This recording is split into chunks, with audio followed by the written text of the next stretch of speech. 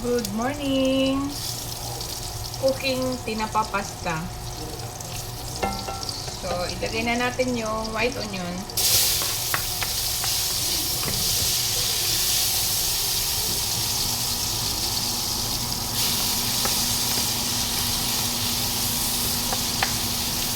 Kailangan mahina lang yung apoy para hindi siya masusunog.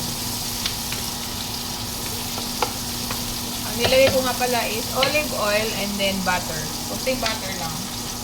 Tapos, kumukulo na yung aking hot water. Laki-laki ko. So, ilagay na natin yung barela. Ubus na natin.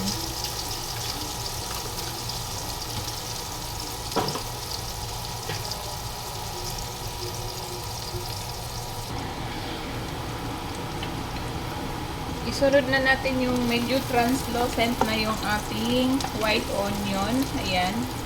Sunod na natin yung garlic namin.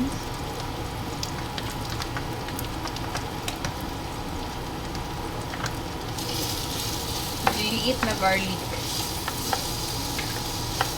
Mensch kung tawagin. Tapos, suti-suti lang natin hanggang sa bumango. Ito nga pala yung hinimay ko na tinapa. Ang ginamit ko dito is bangos na tinapa. Wala kasi akong galunggong, kaya yung bangos na tinapa. Actually, tira lang to kaninang morning. Hindi na ubos, kaya gagawin kong pasta. Lagi na ako gumagawa nito, guys. Try nyo rin kung hindi pa kayo nakapag-try nito, i-try nyo rin to. Malay nyo, magustuhan ng mga anak nyo or amo nyo, bisita nyo.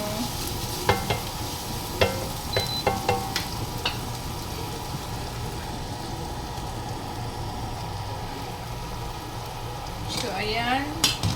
Mukhang okay na yung ating noodles.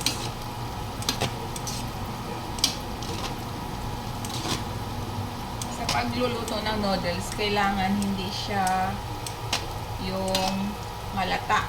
Kailangan al dente lang siya.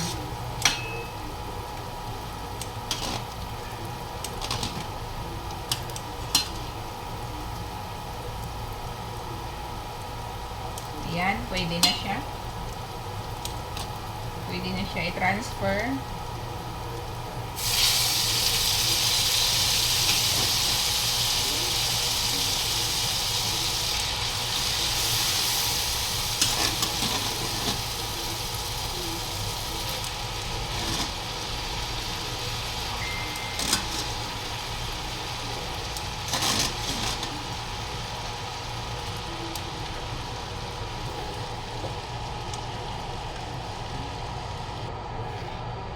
So, okay na siya. I-toppings na natin yung tinapa.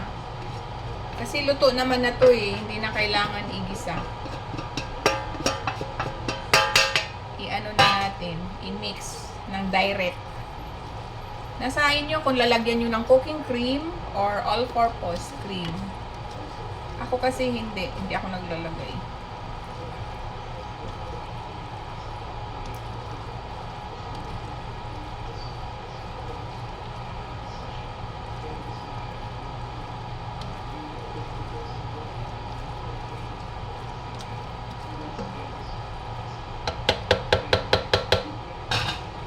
So, ayan na yung finish. Ayan na siya. Ayan na siya. So, simple lang ang aking pasta. Luto na siya. Thank you for watching. Naku, umabot na ako ng 4 minutes. Thank you so much for watching. Thank you. Sana may natutunan kayo. Sana may natutunan ako sa share ko. Na nagpasta ako. Thank you so much. Bye!